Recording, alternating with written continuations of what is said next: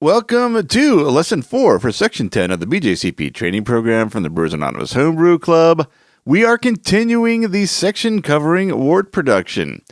This is Lesson 4, and this lesson is all about lautering.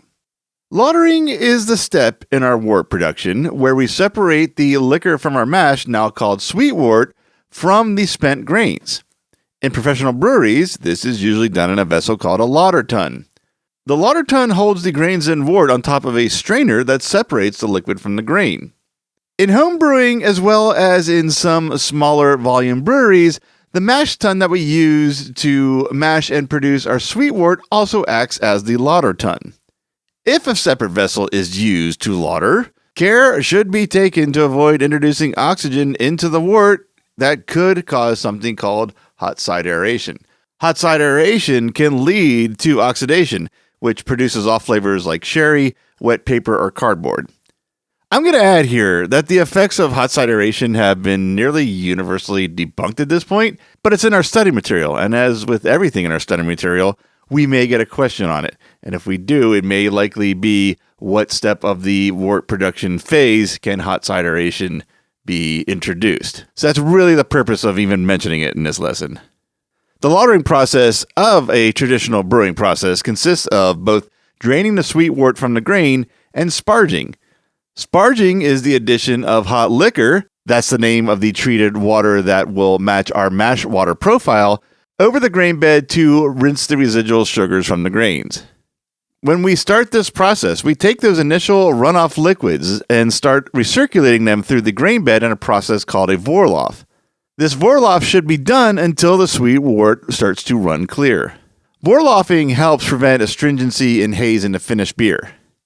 When we start to sparge, sparging should be done slowly. Sparging too fast will affect and reduce our extract efficiency of the sugars from the grains.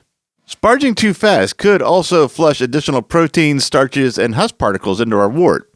In that same subject, skipping that Vorlauf step that we just mentioned moments ago could also lead to those same effects as lautering too fast. It could lower efficiency and add those additional particles in our wort that we don't want when we come to the boil.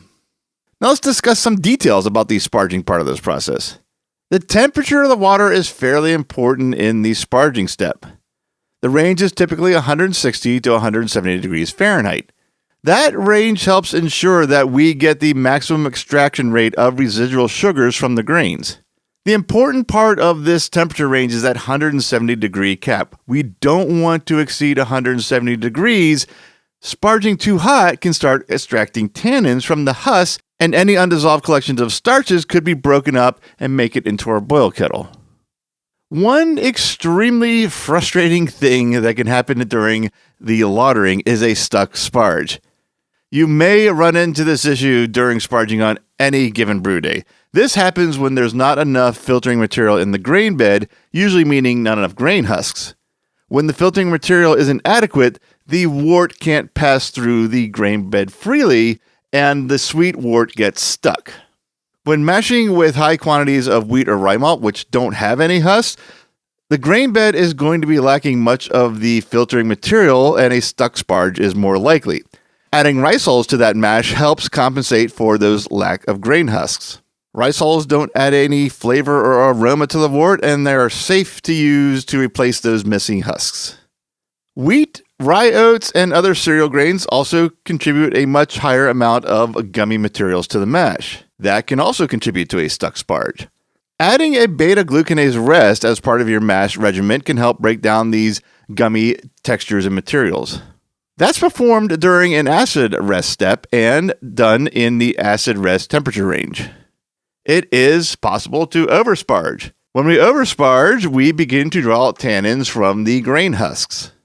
Most softwares are going to tell us how much sparge water to use to avoid this. But if you want to take a more hands-on approach in your brewing process, there's two key elements that we can do to monitor and stop sparging before we go over.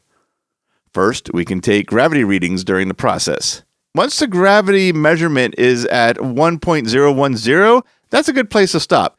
That can be pushed to 1.008, but past that, we've now oversparged.